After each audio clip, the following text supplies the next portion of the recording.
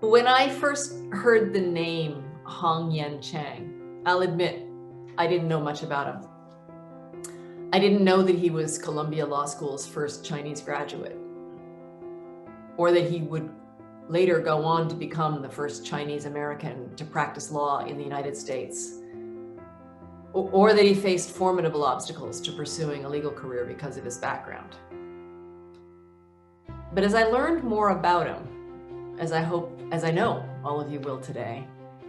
it became clear that his was a name that should be part of the institutional identity at Columbia Law School,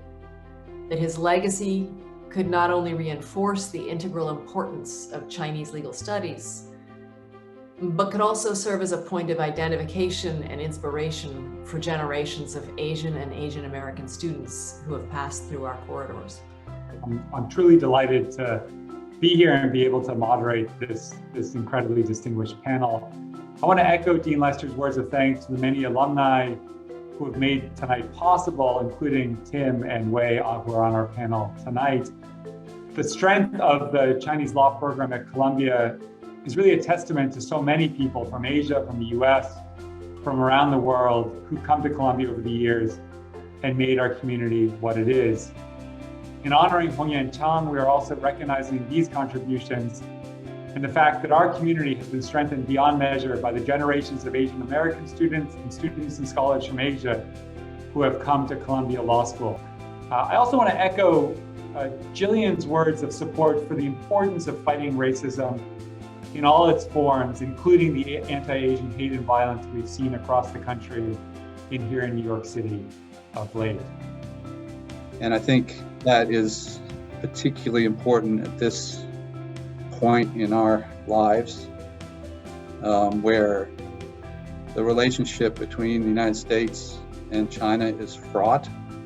for all sorts of reasons, where Chinese and other Asian Americans, people of color, are facing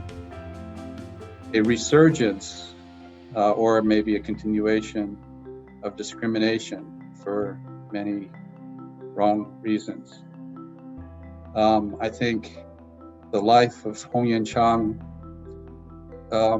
we should continue to remember because it's an inspiration about the possibilities. If I really reflect about those days at Columbia, most memories are really, really positive. I think this has everything to do with the fact that we have, Randy Edwards, and we have the Chinese legal studies, and we have the Journal of Chinese Law, and most importantly, we have these wonderful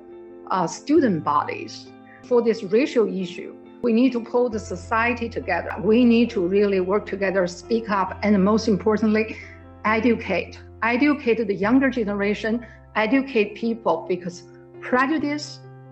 are born with ignorance. So when people like us with the great education, we're blessed